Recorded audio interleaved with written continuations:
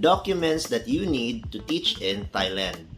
What's up mga kanaisers? Today I'll be sharing to you anong mga documents na kailangan nyong i-prepare para makapagturo dito sa Thailand. Isa sa mga pinaka-common jobs ng mga foreigners ang pagiging teacher. Isa din ito sa mga pinaka-respetadong profession dito sa Thailand. Kaya naman, naghihigpit na rin ang Thailand sa pag-comply ng mga foreigners regarding sa proof of education at iba pa.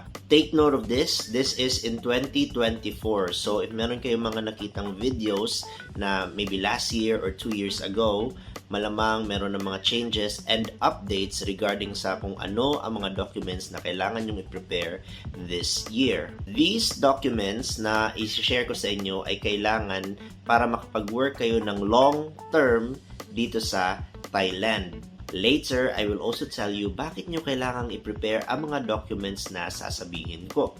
Okay, simulan na natin. Number 1, pinaka-importante, diploma at transcript of records or TOR ninyo. Make sure na before kayo magpunta dito sa Thailand ay napa-apostle nyo na sa DFA sa Philippines ang mga documents na ito dahil pagdating nyo dito sa Thailand at saka nyo pa-aasikasuhin, medyo magastos ang proseso dahil pabalik-balik ng send sa Philippines and then send na naman dito sa Thailand. And based from my experience, napakalaking hassle nito at napaka-time consuming compared sa kung ginawa nyo ito before pa kayo pumunta sa Bangkok or sa ibang province dito sa Thailand. Of course, hindi lang sa Philippines ipa-authenticate ang mga documents ninyo.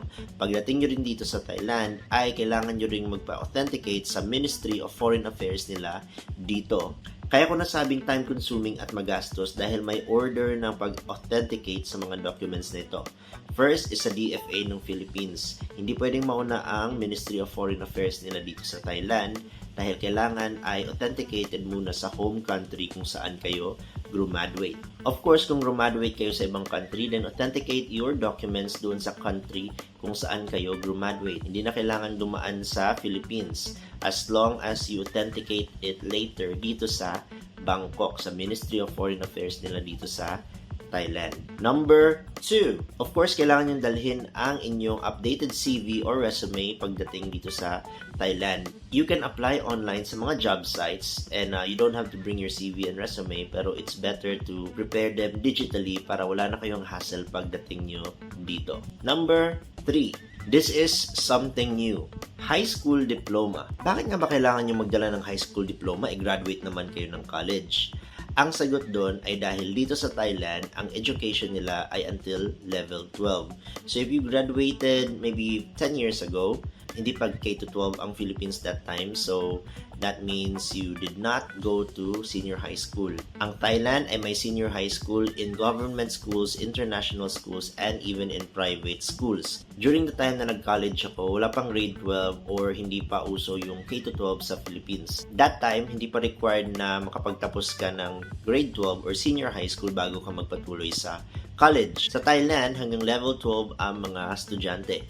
Kaya naman, ang naisip kong reason bakit nila gustong i-check is because they want to compare if nakapagtapos ba kayo ng K-12 or you have received the same amount of education sa Thailand and Philippines. Mas advantage actually kung nakapagtapos ka ng senior high school compared sa mga 4th year high school lang ang natapos and then nag-college agad. So if you're asking me bakit nyo need i-prepare to, ang sagot ko lang sa inyo ay they want to look at your education level kung nakapag senior high school ba kayo or hindi.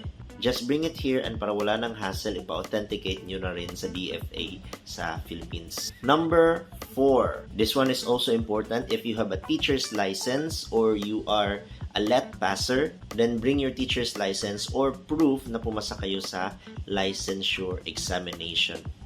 It's an advantage kasi it's easier for Thailand to give you yung teacher's license nyo dito sa Thailand din. You are going to have a separate teaching license sa Philippines and also a separate teaching license dito sa Thailand. As of making this video, itong 4 lamang ang kailangan nyong i-comply para makapag-work dito sa Thailand ng long term. Take note, sinabi kong long term dahil if you're just planning to work 1 or 2 years, then you actually don't need to comply all of these. If you just want to work here for 1 or 2 years, you still need to comply number 1, which is to authenticate yung TOR at diploma ninyo sa DFA. Now, long-term teaching versus short-term teaching dito sa Thailand, I will discuss it more in detail sa next videos ko. But for now, itong mga documents lang na kailangan nyo i-comply ang isasama ko dito sa video. If you have more questions about teaching in Thailand, let me know in the comments down below and I will do my best to give you the most accurate information that I know. I'll see you guys next time.